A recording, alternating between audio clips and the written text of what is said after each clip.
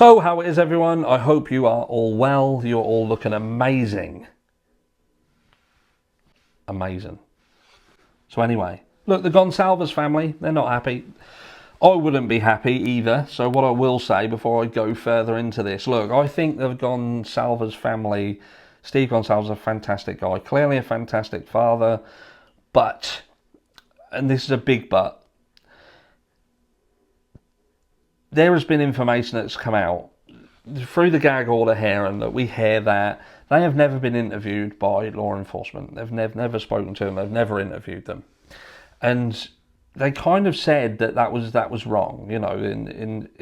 And they're not happy about it. The family are not happy about it. And there's been a lot of, I've been watching the comments and see how that's been received. And a lot of people can't understand it. They're like, well, that's bad, that's bad.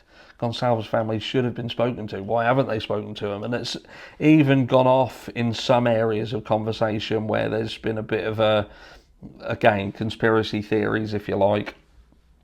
Stony ground using that terminology around this case, isn't it? But yeah, so I just want to say my mindset around this. And that is like, look, at the end of the day, this is a criminal investigation. We know that there is an extensive gag order that is covering this entire case. There's so many elements of this case that we're seeing gagged that even other high profile cases that we've seen previously have not had the secrecy with which this case has had. And I'm going to do a video tomorrow that just touches on the gag order in particular and the effects of it and what I truly think about the gag order and how that has impacted this case so far and could in the future. But anyway, I digress.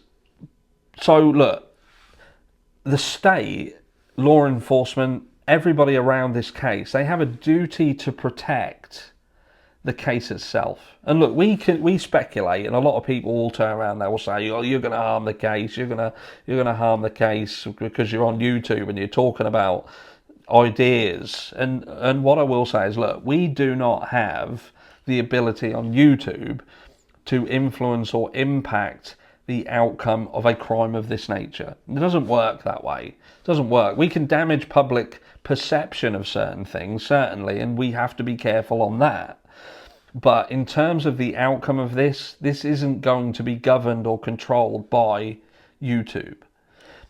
But when you are someone who is so very close to the case itself, you are a parent of one of the victims.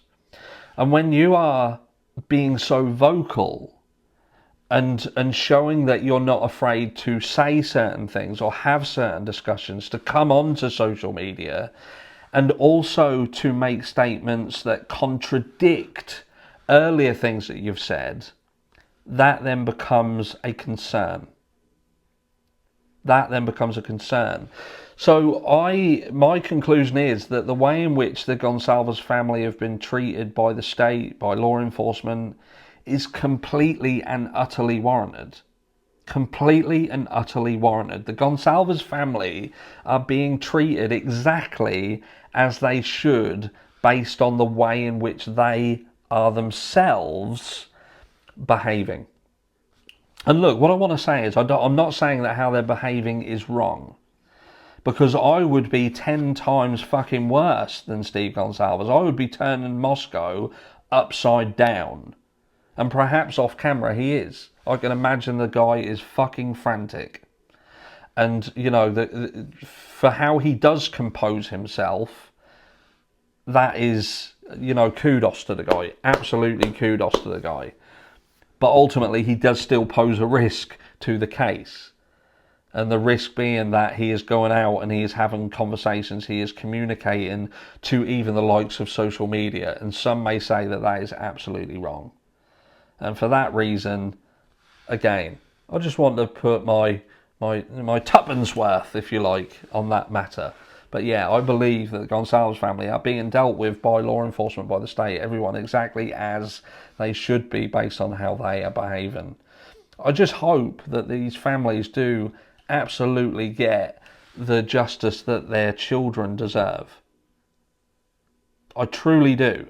And what I don't mean is I don't hope that they just get any justice. I want them to get the actual justice that is right for this case. And the right perpetrator is jailed, and any single person that is involved,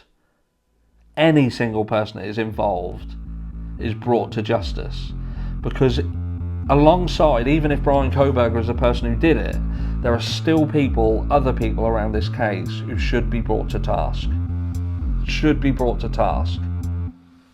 And we'll touch on that in another video. But for now, have a fantastic rest of the midweek hump. And I'll catch you all tomorrow.